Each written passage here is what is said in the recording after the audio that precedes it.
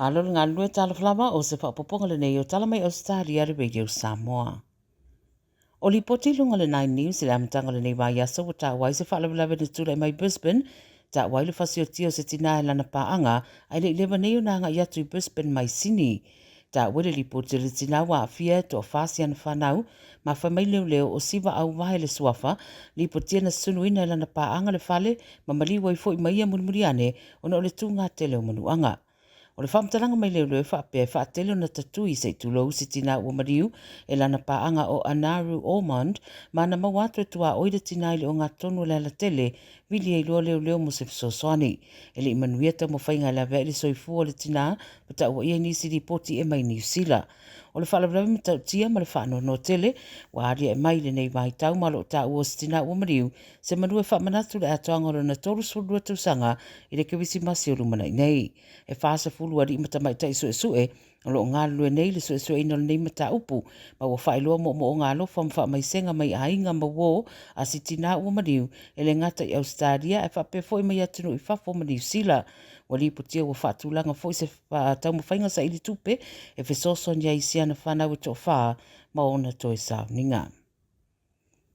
Ua whaamawale Premier Queensland o Anastasia Palaszczuk ma ua whaate i aile to tele. Ua toi titi iwa tausanga o iei pia Palaszczuk i le to finga i le stete a walata i le luas fulu tausanga i le whainga malo. I se whaatalanoanga ma tūstala na foresi ai e Palaszczuk, lana whaamawaenga e meisero whaamutai o nisi o masalonga i lona numanai o le taitai o Queensland. Whaaftai le Palemia Anthony Albanese le sao le tamaitai le to finga e meise o ia satura i mai i le vaitau o le COVID se furuiwa ma le tele o le maulu i tau sa whenga iei ma le stete. Whaaftai a fo i le tamaitai Premier i lato umasao lato ngaru e whatasi i le teimi atu i le fo o le stete ia o le teimi nei wa amatona pa aia le tau whai whaatutu wane o sui fou ua fia nau mo le tofi o le Premier.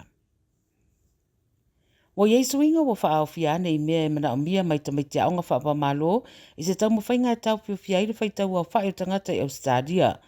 Whaapopo atu la i le atu langa wa sila fo i le malo i le whai o seisi ala pua fou e le tu mau o le Skills and Demand Visa e anga i sao i tangata i le to mai ngā ruenga ma mawhai ona whaatupla ia le to mai tutono Ausetalia pe awhai ngā ruenga ai. O le vasa nei lewa fuafuol whai ngā malo e whaelo alo i aile lato fuafuanga lea pe mai e se lau i tū lau o whaatatia mai eile anga i atu i le rumanai i Ausetalia nei ma tau mawhai ngā to e whaare leia le migration system. Whai mai e luas lima whainga fō ua awhia i lea plan, ma ua whai le mai o se iloilonga le fō mai o Dr. Martin Parkinson i le tūranga o tangata malanga mai te tonu o Australia. O le no winga e fōringa o le aiai ni nei whaafhainga tā atiri i le talusanga i no visa i le ngata mota mai tia o ngā whaapa malo o tangata whainga ruenga e whape fō i isi visa mana o mia e fia malanga mai eise tangata i Ausetalia nei. E na ora se fuluanu tausanga o se tamatala wau o whaamaunia mai wa mariu i Australia i saute, ina ua taawale le taawale na malanga nei le Astorenafi Second Valley, pe amale se lau kilomita me le tu i saute se sifo o Adelaide. Poi mai whamtananga o le tere tito le rima le fiafina wala na wai i sosoani whaavawe, i le taawale na malanga nei le Main South Road, ai le mawhai na tau fiofi mai wai na taawale vale. O le tamaitite mai Blackwood i baenga mautua o Adelaide, mana mariwa i lawa i lea no fuanga. O le abita avale le tavale se furu fitu tausanga le matua a toi maisi pase se to tolu o se tamaititi se furu ono tausanga te inei to olua ta isu lima tausanga na ave umatu le whanamai motong fitinga aile tinga ina manuanga. O lo whaia perso e suenga leo a ua ato ai i le tamatala baulea e se lauma leo no soifua ua mau i South Australia i le teimi nei wha atusa le tausanga taruai e na o leo no sifuru ono.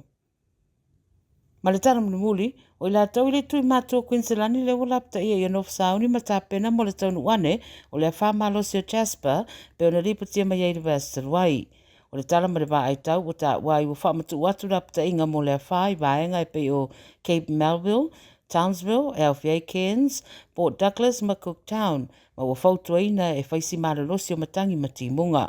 Whai mai o le teminei o lo iai Jasper i le tusa ma le 2 kilomita, mai le tu se sae o Port Douglas, ma le 5 kilomita le tu i se sae o Cairns, mai ono o atu le malosi le Category 3. O lo iai le popolenga o nisi Cairns, o nei le iai lava se teimi ua matua ia a fia tonu wai i lato i se a wha malosi wha pea.